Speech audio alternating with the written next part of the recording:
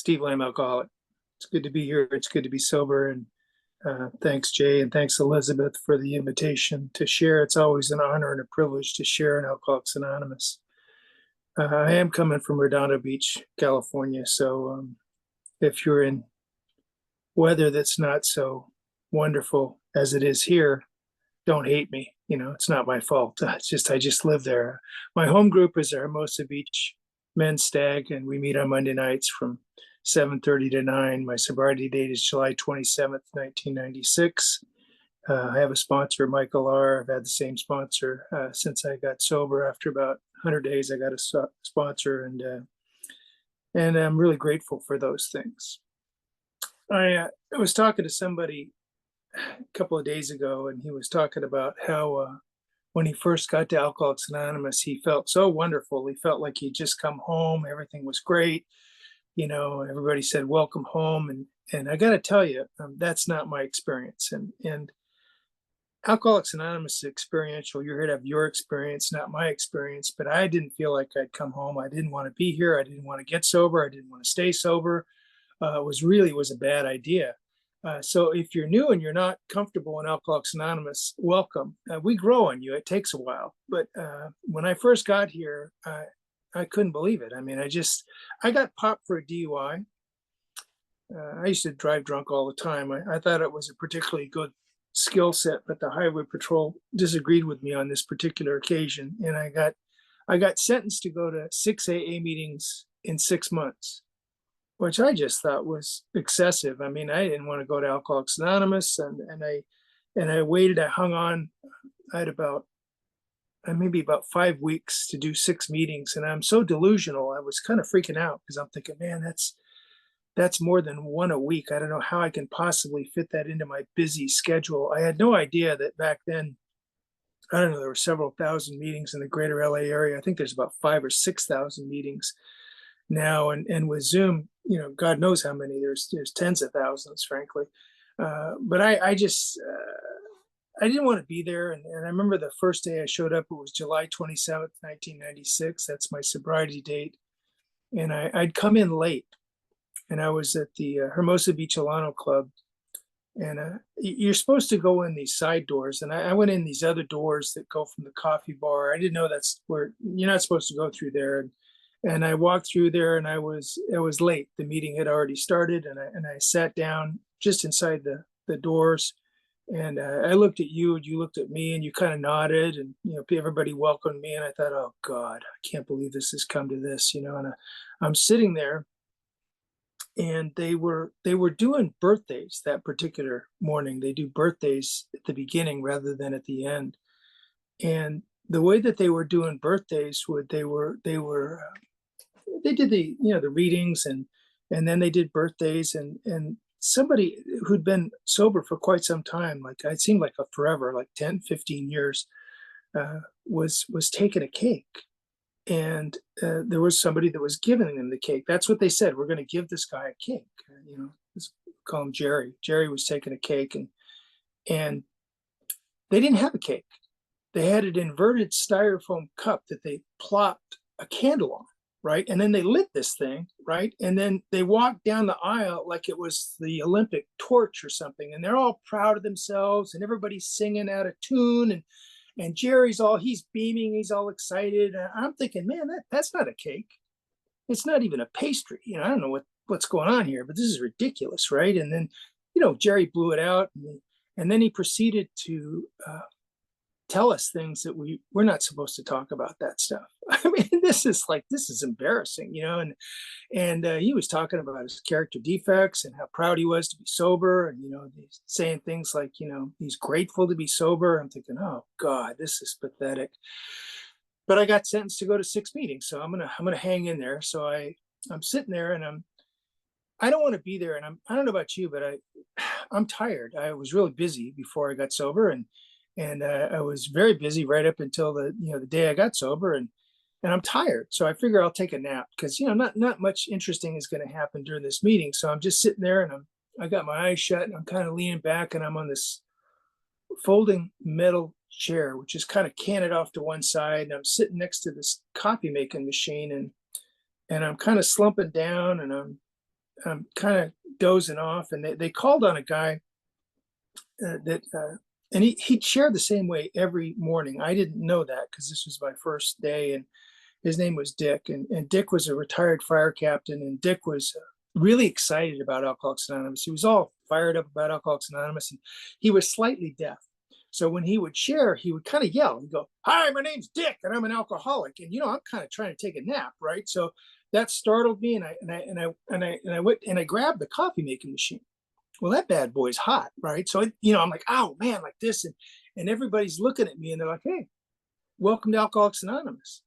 And I'm thinking, screw you guys. I don't want to even be here. This is ridiculous, right? But I'm awake, right? And I'm looking around, and I'm thinking, man, I'm not going to forget Dick's name. Jeez, right? And now everybody's sharing, and I don't want to be there. And we finally get done, and we get up to leave, and they say that we're going to say a prayer. I'm like, all right, I've been to church. I can deal with this. So we're going to stand up and say a prayer, right? And then the person next to me on either side grabs my hand and holds my hand. Well, I didn't sign up for that. I don't even know what's going on here, but I don't want to make a scene, right? So now I'm holding hands with my two new friends, right? And they said a prayer. I don't remember what the prayer was. I don't know. We could have sung Kumbaya. I mean, I was brain dead. I couldn't concentrate because these guys were holding my hand, and then the next thing I know, and I don't know, I don't know if they do this in Southern California, but it's very annoying. Some of these people, I feel my arms rocking back and forth involuntarily because they're swinging my arms back and forth and they're chanting, "Keep coming back. It works if you work it." And I'm thinking, man, I have died and gone to Huckleberry Hell. I don't know who these people are, but this is intolerable. I can't stand this, right? So I'm trying to get out of the meeting, right? And they got a guy that's blocking it. This is the literature guy, right? And he's like, "Hey, do you have a meeting directory?" I'm like, "No, I don't need a meeting directory. I'm not, do you have a phone list?" "No." He goes, "How about you got a sponsor?" I'm like, "No, I don't have a sponsor." He goes, "How about a big book? You got a big book? This is how we recover." And I'm looking at this and I'm thinking it's not even that big a book. I'm thinking a big book is going to be like I don't know, a coffee table size book with pictures and stuff. This just looks like a regular book, right? And he's all excited, and I'm thinking, man, I am never coming back here. And I got to tell you, I was there almost every morning for about almost 2.5, 3 years. I was going to that meeting regularly. And one of the things that I realized looking back on it was, you're telling me your story. I mean, it's my story, but it's your story because the facts and circumstances are different, but they're the same.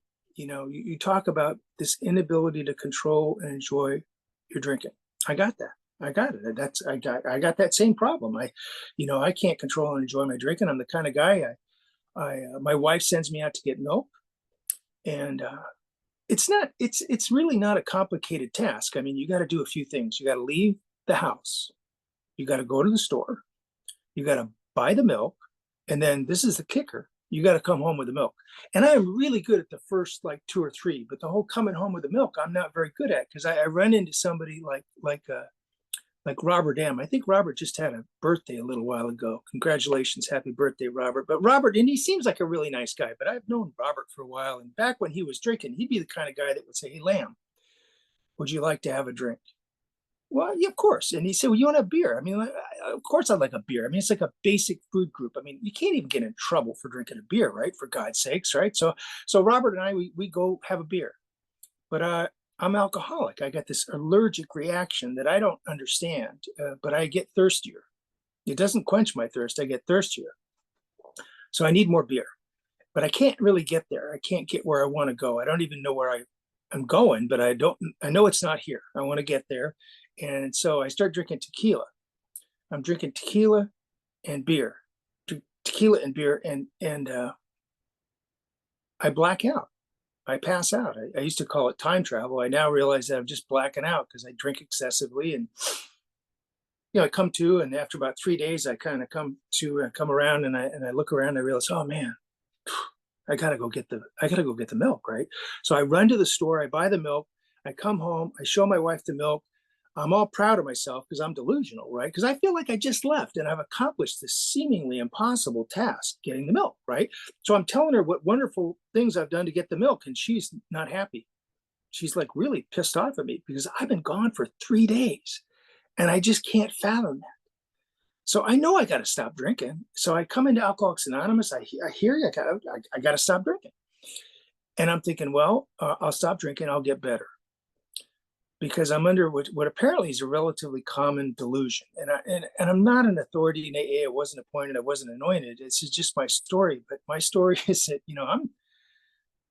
I'm not drinking and I'm getting worse. And I'm confounded by this because it seems like I should be better, because the point is to stop drinking, right? So I stopped drinking. I should get better. I'm not getting better. I'm getting worse. I'm getting really angry.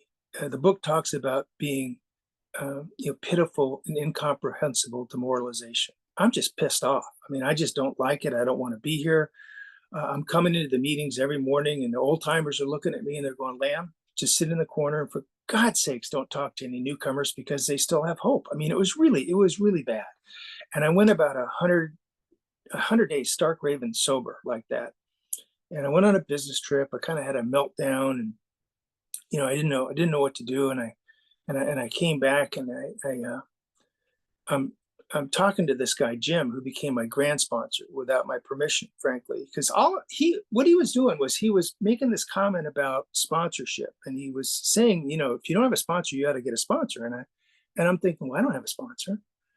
And it seemed like I'd done everything. I mean, I'd read the book a couple of times. I've been to a lot of meetings and it wasn't working. And I didn't understand that it's a program of action and that the program is the steps. I didn't understand that. And I thought I should be getting better. And my reality is I'm getting worse. And that's probably convinced me more of my alcoholism than anything else. And so I'm explaining this to Jim. And I said, I've been around for about 100 days. I think it's time that I should interview for a sponsor. Because I heard people say things like, find somebody that has what you want. So I should interview because I got a complex set of social issues. Not anybody can, sponsor me. I got to pick the right guy, right? So I explained this to Jim, and he kind of cocks his head and he looks at me and goes, "Oh my God, you're pathetic."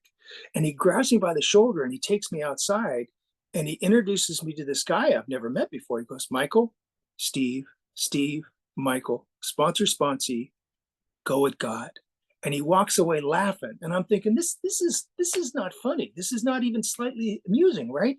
And because I don't know this guy. He's younger than me. I don't know his story.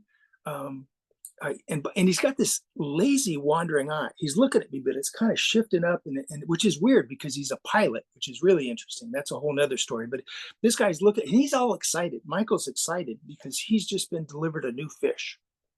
And I didn't realize this. I realized it later that basically Jim sponsors Michael. Michael was having a rough time. Jim took me to Michael and basically said, "Here, play with this." And because that's how sponsorship works, right? And so Michael's all excited. He takes out a piece of paper and he writes down his name and he writes his address and his phone number. And he asked me some questions. He says, "Do you have a big book?" I said, "Yeah." He goes, "Do you have a 12 and 12?" I said, "Yeah." He goes, "Good, you're going to need him. What I want you to do is I want you to read the first chapter in the 12 and 12, which is on step 1. I want you to read the first part of the big book from the very beginning through the doctor's opinion. I want you to highlight what you agree with, what you disagree with. If you've got questions, go ahead, write it in the book. We're going to go over this. We're going to discuss this when you meet with me Monday night at 6:30. I figured, all right, so I'll do it, right? So I did the assignment. I got the highlighting. I got the book. I show up in his house, and he first thing he does is he tells me a little bit about himself, which I don't really care to hear about. I don't realize that that's what we do, right? So I'm listening to, I don't know what's going on, right? And then he says to me, he says, "All right, you got your book, right?" I said, "Yeah." He goes, "All right, pick up your book and start reading your book. Start reading your big book." I'm like, "What?" He goes, "Read the big book to me, you know." And I said, "No, I read it. I followed the directions. I've got some highlighting. I've got some questions. It's not written very well.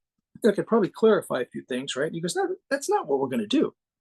What we're going to do here is we're going to read this book.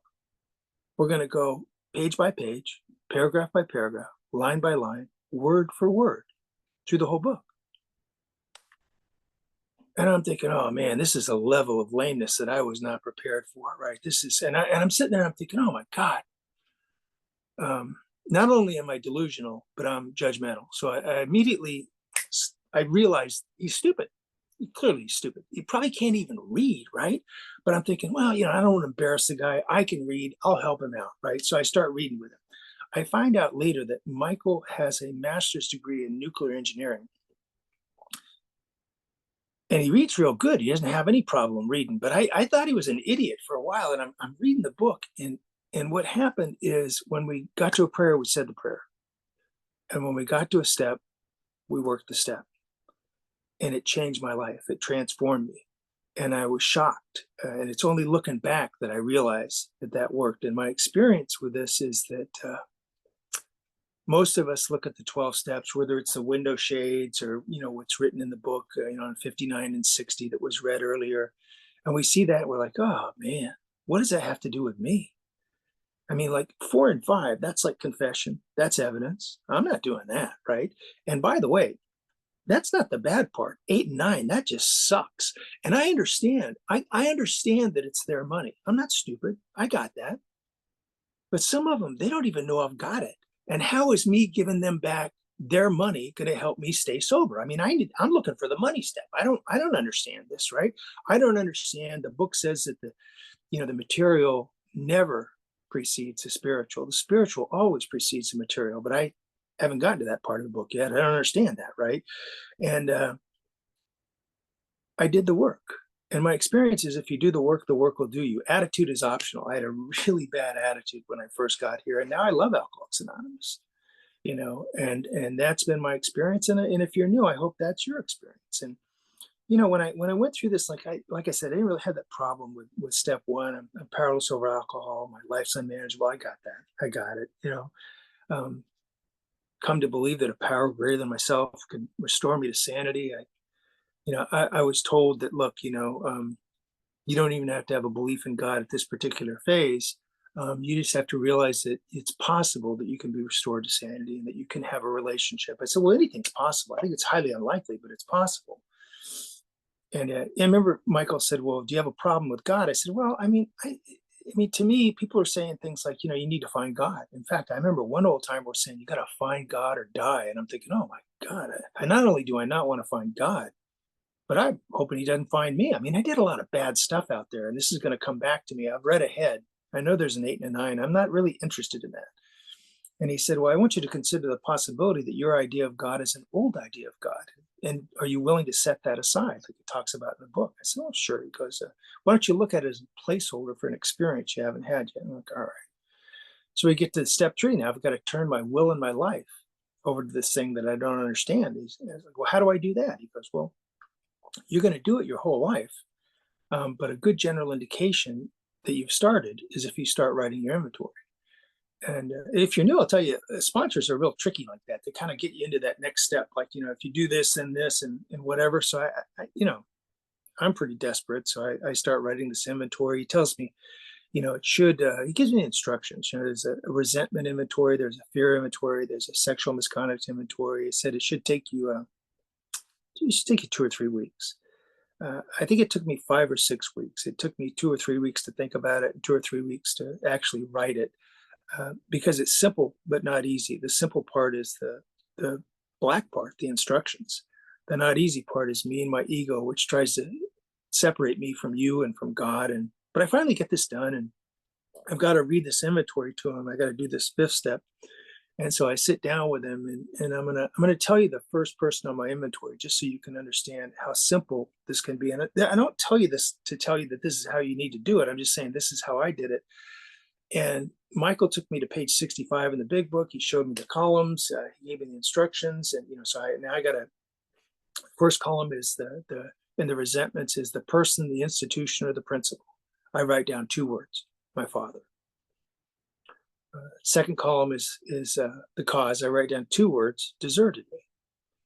And Michael had pointed out that these are like, when you look at the columns on page 65, they're really like bullet points. You only need a few words for each of these columns. The third column is how it affected me or the condition. I write down self-esteem, pocketbook, ambition, personal relations, sex relations. It was kind of pretty much everything qualified. And then there's not really a fourth column, but on page 67, it says, referring back to our list, we're going to look at mistake, fault, and blame, what we call character defects, things like selfishness, self-centeredness, self-seeking, fear, dishonesty. The 12 and 12 refers to the 7 deadly sins: pride, greed, lust, anger, gluttony, envy, sloth, some of my personal favorites. And we're just supposed to jot this down. And I write down fear, and I write down anger, because I was pretty angry at my father, because, the book says, Michael's prepared for a long talk. He asked me some questions. I explain it. I'm like 4, maybe 5 years old. My father left. I was living in Las Vegas, Nevada. My father was in the Air Force. It was the 60s, the early 60s, and he left. He went to Southeast Asia, and he did a couple tours in the Air Force. He joined an outfit called Air America. He wound up meeting a Thai woman, Lian Thong. He married her before he divorced my mother. I have a half sister, Peck. I have a stepmother, Lian Thong. I've never met either of them. It's been over 3 decades. I got sober when I was 37, right in the inventory by the time I'm 38. It's been 3 decades. Never met either of them. I've hardly spoken to my father in over 3 decades. He deserted me. I have fear and I'm really angry. And he asked me, he said, okay, what about that part of the big book on page 67? Sometimes it's referred to as the prayer to the sick man.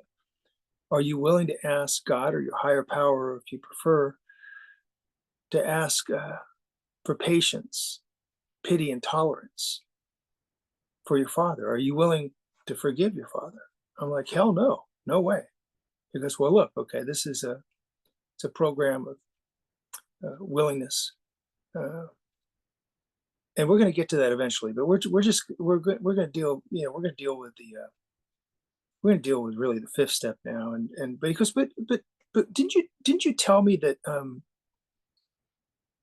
didn't you have this newcomer plan before you came to me? You said you had this meltdown and you kind of left, and you came to me and you went through Jim and you wound up getting a sponsor, but you had this newcomer plan, right? I said, yeah. And he said, if I recall correctly, your plan was you were going to, you had these passports and you were going to leave and you were going to go to Costa Rica and you were going to do some type of business venture with these guys in Costa Rica. And you got a wife and daughter. You weren't planning on taking them with you, were you? I'm like, well, no. And he goes, well, is there really a functional difference between what you were planning on doing and then what your father actually did?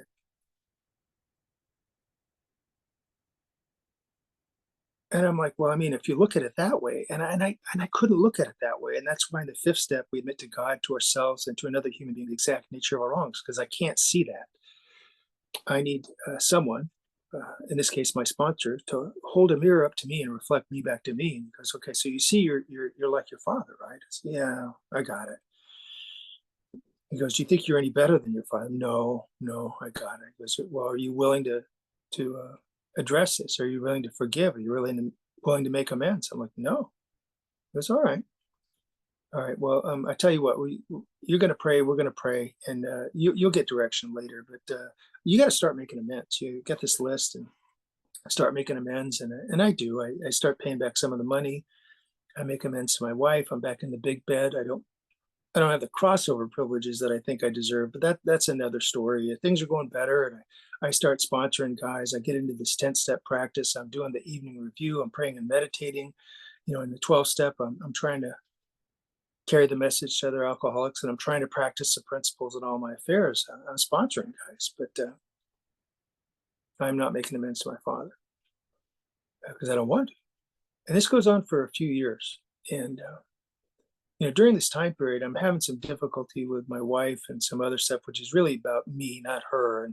And Michael is encouraging me, you should, contact your father. And because if you clean up that, if you work towards forgiveness of that, maybe other relationships will get repaired. I'm like, yeah, I could see how that might happen, but that's not going to happen.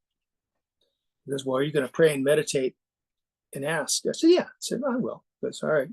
So we're both going to do it, right? So this goes on for about 2 or 3 years. I had a few years of sobriety at the time, and I'm just having a conversation with Michael, and I'm explaining to him that I'm not going to be at my home group Monday night uh, because I have to fly up to Anchorage, Alaska. I'm a trial lawyer. I'm going to do some depositions, some expert depositions to get ready for a trial. And I have to go up to Anchorage. It'll be there for a few days. I'll be back towards the end of the week. I'm just explaining, where I'm going to be to my sponsor. He gets all excited. He lights up like a Christmas tree. He's like, oh, this is great. This is great. You'll make amends to your father. I'm like, what? And I had forgotten that I had just mentioned to Michael that at the time I was here in Redondo Beach, but my father was living in Wasilla, Alaska, which is about 30 miles outside of Anchorage, right?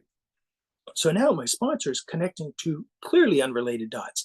And by the way, if you're new, sponsors do this. It's annoying as hell. You think they're not paying attention, but like sometimes they even take notes and stuff like this. Frankly, it's not even fair. I don't know where the sponsor manual is, but somebody needs to fix that, right? So I'm explaining to Michael that no, you don't understand. This is business. This has nothing to do with Alcoholics Anonymous. And Michael leans in. He goes, no, you don't understand. Everything has everything to do with Alcoholics Anonymous. You just don't get it yet.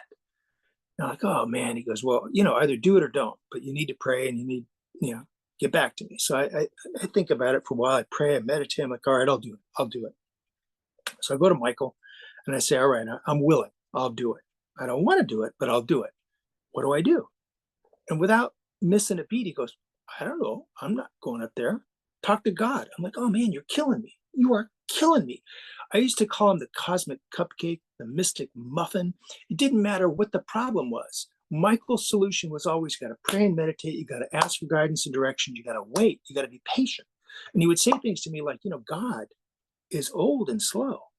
And whoever he, she, or it is doesn't wear a wristwatch, and this message that you're going to get may come in a meeting, may come intuitively, through what you think is God. It could be a lot of things, but you got to pay attention.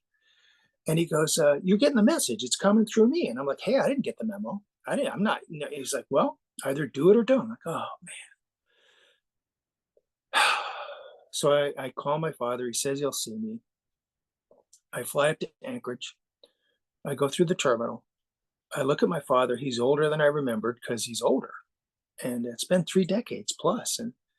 And he's shorter than I remembered, and he's kind of shuffling towards me. He's hesitating, and I've made a commitment in Alcoholics Anonymous. I don't even know what I'm going to do, right? But I've made this commitment in Alcoholics Anonymous. I'm walking up to him, and I'm thinking to myself, okay, God, I'm ready. You're not, nothing's coming, right? But I can't think of anything, and I get up and I look at him. And without really thinking, I just grabbed my father and I hugged him. And he buried his head right here in my shoulder. And he cried and I cried and forgiveness occurred. And all I had to do was show up and get out of the way, And I made more formal amends later. And, we had a lot of discussions. And he did not make amends to me, by the way. He's not in AA. He's not required to do that. But, things got better, and I got to tell you, father was restored to a son, and a son to a father, and that's Alcoholics Anonymous. I will tell you that my father died a few years ago. He had congestive heart failure, and it was during the COVID era. And he didn't have COVID, but he was in the hospital, and he couldn't. They had him secluded, so I couldn't go see him. My brother couldn't go see him. Peck, my sister couldn't go see him. Leanthon couldn't go. Nobody could go see him, right? But we had taught him how to do FaceTime, right? So, but he was like 87, 88 years old, and he was not very technologically savvy. So when he would do the FaceTime, I would explain it to him, but he couldn't hear very well. So he would hold the phone up to his ear, right? And so I would have these long conversations with my father with his very hairy ear, right? And this went on for quite some time. And before he died, my father made amends to me. And it was really sweet. I mean, it wasn't a very good amends. I mean, if I had sponsored him, I would have given him more specific direction on how to do it. But this isn't the point. The point is, this is my father, right? And he made amends, in this halting, stuttering way. And it was a big deal. It was a big deal, and that is one of the ways that I've, really experienced forgiveness, and we talk a lot about forgiveness. it's not easy. Alexander Pope once said that to err is human, to forgive is divine, and what he means by that is forgiveness requires some spiritual help. It requires a God or a higher power, some divine guidance, usually with a sponsor assist, and that was my experience. And I know I know that this forgiveness works because in 2016, so 8 years, a little over 8 years ago, I got shot. And I'd been shot before. I was in the military for a while, but that was like a minor flesh wound. I just got grazed. But this particular time, I was sober and I was up in Sequoia National Forest, just a small town called Badger, beautiful area. And I was sitting there it was a cabin. There were these cabins, and there's a two-story cabin, and I'm on the ground floor, and there was a guy on the floor above me, and he decided be a good time for him to clear his Glock 9mm weapon, which is ordinarily not a problem, but he missed a really critical step. He forgot to remove the magazine. So when he pulled the slide back, he actually chambered around, and he went to go clear it, and he pointed at the floor that he was on, which was the ceiling above me, and he discharged around, and it went through the ceiling above me and entered my chest right here. It'll get your attention. I will tell you that. And we talk a lot about spirituality, and spirituality is really important, not just in AA, but in everything. But I got to tell you, the truth is that when that happened, my first thought wasn't very spiritual. In fact, I yelped kind of a shortened version of fire truck. And I grabbed a towel and I put it on my chest because I'm bleeding. And the guy from upstairs comes running downstairs and he goes, "What happened?" I'm like, "All right, Captain Obvious, let me explain to you. You shot me. That's what happened, right?" And this guy starts freaking out because I've been shot. I'm bleeding. I'm sure he was concerned about my welfare, but he was also probably concerned about potential criminal liability because he just shot somebody, right? And then this really weird, bizarre thing started happening.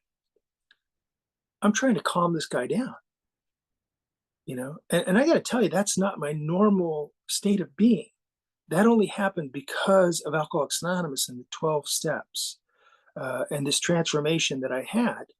Because that's not how I would normally think, but my perception has changed because of this work, and I'm concerned about him. I'm trying to calm him down, but I got to go to the hospital, right? So we go down the hill, which is about an hour away in Visalia, to Kauai Medical Center, and I go to the doctor, and they bring me in, they wheel me in, and they do an X-ray, and they see the round it's lodged in my sternum. And there's a cardiothoracic surgeon, and he's looking at this, and he's looking at up and down. He goes, I don't know how to tell you this, but this round, very fortunate. This round it missed your heart within millimeters, all your major arteries, and bleeding looks like it stopped. But we did an EKG, and we noticed that you've got this thing called an atrial flutter, which is like AFib. Your heart is spasming. So we're going to release you. We're going to observe you for a few days, and we're going to release you. But you're going to have to go down to the South Bay and see a cardiologist and get some treatment or medication or something, because this is pretty serious. So, I get released after a few days. I go see a cardiologist, Dr. Carlson. He does an EKG, confirms I've got this atrial flutter, and he says, "You've seen in the movies how they take the pads and they take the paddles and they shock a guy?" I'm like, "Yeah." He goes, "Well, that's barbaric. We would not do that to you. What we're going to do with you is we're going to take these pads they're going to tape to your chest, and they're going to be hooked to electrodes. And what we're going to do is we're going to hit you with a jolt of electricity. That'll stop your heart. We will wait 5 to 7 seconds, and then we'll hit you with another jolt of electricity, and it'll restart your heart, and hopefully it'll be in sync. And we call that a cardioversion." And I'm like, "Doc, I'm not that quick on the uptake, but that sounds like you're going to kill me." He's like, "Oh, no. We don't like to look at it that way. It's a controlled procedure. I've done it many, many times. I'll be in the hospital. I will be, attending at that time. And by the way, before the procedure occurs, there will be an anesthesiologist that will come in and give you something to make you comfortable."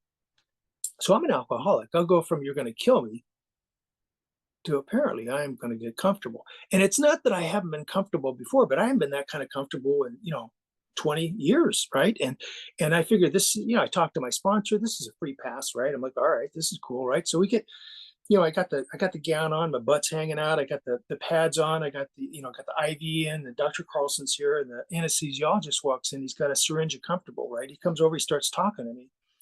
And I don't remember what he said. The next thing I recall, Dr. Carlson is leaning over me. He's like, "How you doing?" I'm like, "I'm good." He goes, "How do you feel?" I said, "I feel fine, doc. I'm ready. Let's go ahead. Let's do the procedure." And Dr. Carlson says, "Oh no, we did the procedure. The procedure's over. I think it went okay." And I'm looking around because I don't see Dr. Comfortable. I don't see the anesthesiologist, right? And I'm like, "What the hell, man? You told me I was going to get comfortable. I didn't get comfortable." So I am arguing with my cardiologist about general anesthesia. And I can look around the Hollywood squares, and no offense, but some of you are a little. I'm not saying you're ancient, but you're older, so you've been around for a while, right? And the older folks will know that when they used to give you general anesthesia, like my grand sponsor who's passed away like 16 years ago, Scott Redmond, used to say that they give you this general anesthesia, they tell you to count back from 100, and you go because you're excited, you're like 100, 99, 96, so I'm waiting for like 99 or 98, and they give you the stuff called propofol now, and it's you go from being here to being here. It's like there's no 99, there's no, it sucks, it's bad dope. But that's not the point of this. The point of this, in addition to the forgiveness, which was shocking, is hopefully if you're relatively new, you'll get into the big book, and you'll read the big book, and eventually you get into the 12 and 12 and read the 12 and 12. And in the 12 and 12, in chapter 10, there's a discussion about the various forms of inventory. And there's also a discussion about how many of us that are in Alcoholics Anonymous, we like to take the occasional retreat. We get away from the clamors of the world. We go to a safe, secure, serene environment, and we meet with somebody. Maybe it could be a religious person, a spiritual person, could be another member of Alcoholics Anonymous who has a lot of experience with step work and traditions. And we do a little work. We get away from, it's a safe, serene, secure environment for a few days. I got shot on an AA retreat.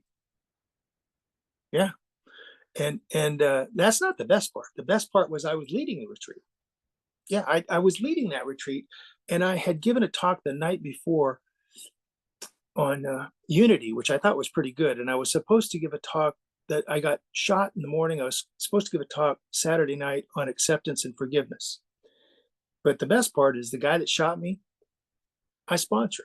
I sponsored him then, and I sponsor him now. And I have to tell you a little caveat if you're new. I am not suggesting that you shoot your sponsor. This is not in the book. It's not recommended. It's actually not good at all. I'm just saying that this is what happened to me. Okay. And the reality is he made some mistakes. I made some mistakes. I've made mistakes, before I got sober, and I've made many mistakes since I got sober. And it's like if you're an alcoholic, it's like, oh, there's a mess. Clean up on aisle 11. That's just and there's always something to do, and there's always somebody to do it with. And I'll tell you, to give you an idea what this is like, just tell you a couple stories. What I would say, I had about 3 years of sobriety. We're supposed to practice the principles in all our affairs. And it's kind of interesting because we spend a lot of time talking about 12-step work in relation to sponsorship. And that's really important. And I sponsor a lot of guys, and it is important. But most of your time is going to be spent trying to practice the principles. And that can be difficult. If you got family and a wife and or husband or significant other or whatever, dog, cat. And I had about 3 years of sobriety, and like I said, I've made amends. I'm back in the big bed, but clearly my wife did not appreciate all the work that I'd done for me, because what she would do is she would take the trash and recycling, and she'd put it out in the stoop at night for me to get in the morning. So like I'm back in the big bed, but I haven't been restored to full husband privileges. I mean, clearly, because I'm the trash and recycling guy, right? So I am pissed off. I'm writing inventory, right? I talked to Michael about it. He asked me, have you talked to your wife about it? Like, no. He goes, why not? I said, well, I explained to him. I said, you probably don't realize this, but I've been married for over a decade and I know my wife pretty well. And I pretty much, I think I know what she's thinking before she even thinks it. And he goes, oh God, this is worse than I thought. This is called mind reading. And this is a very significant character defect. But if you are not willing to address this, you're going to have to pray and meditate for guidance and direction. Like it's always the same answer with Michael. I'm like, oh crap. So I pray and meditate. What comes to me is patience, tolerance, love, and understanding. It's all over the book. You guys talk about it all the time. I ask for it. I get it. Now I got the trash and recycling. I'm cool. I don't have a resentment anymore. I'm twitching every once in a while, but I'm cool. I'm not writing inventory. And by the way, I'm such a jackass because I don't understand about spiritual pride that I'm telling all the guys that I sponsor all the work that I've done to get through this resentment. And I'm thinking to myself, this is really because I'm trying to help them. This isn't about me. This is, and because I don't need, and the problem with spiritual pride is everybody that sees it realizes I'm being a jackass, but I think, I'm being guided by God or something. I don't know what the hell. Right. So this goes on for 6 or 7 years. Right. And, cause I'm not that quick on the uptake, like I said, and I get a dog. We get a dog, Zoe, beautiful golden retriever. And, she passed away. She was about 10 years old when she passed away. So this went on for another 10 years. And so I would take my dog out in the morning to walk, right? And Zoe would poop and I would put it in a bag and I would put it in the trash like you're supposed to, right? But on evenings that I would go to a meeting, my wife would put Zoe out in the backyard and Zoe would poop. My wife would pick it up. She would put it in a plastic bag. But did she put it in the trash? No. She put it on the stoop with the trash and recycling. So now I got dog crap. Right? So now I'm writing more inventory. I'm talking to Michael. I'm explaining to him. He's laughing. He thinks it's hilarious. And same solution. Got to pray and meditate. I do pray and meditate. Okay, I do it. I'm good. I'm cool. Right? Now I got the trash. I got the recycling. I got the poop. I'm good. Right? And I tell all the guys that I sponsor what great work I've done in Alcoholics Anonymous getting through this resentment. Right?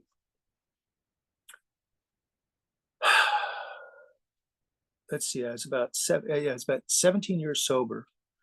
And man, I go out the front door instead of the side door. So I don't get the trash recycling poop. And I go to the office and I realize very quickly, it's my job. I'm supposed to do this. I need to make amends. So I'm going to my home group. It meets on Monday night. I'm going to have dinner with the wife. I wait for the time. I said, look, Lynn, you probably didn't notice, but I went out the front door instead of the side door. I didn't get the trash, recycling, and poop. I know that's my job. I'll do better next time. She's like, what? So I explained it to her again. I said, trash, recycling, and poop. It's my job. I've only been doing it for over a decade, and I didn't get it. I know it's my job. I apologize. She's like, what are you talking about? So I've been taught to pause when agitated. So I slow down and I tell her again, one more time, real slow. And by the way, guys, they love it when you talk to them real slow like this. I explained this to her, right? And now she looks at me like, you are out of your mind, right? And she says, Steve, I don't know what you're talking about. I get that in the morning. I figure I'll get it in the morning, or the girls will get it, or you'll get it, but I don't leave it there for you. Well, like I said, I'm not that quick on the uptake. This never dawned on me, right? But I'm pretty quick. I'm pretty spiritual. So I love you, babe. Gotta go because I can't have this conversation with her. I gotta get to my home group. I gotta talk to my sponsor. I gotta talk to my buddies because they'll understand what happened here, right? So I explain this, right?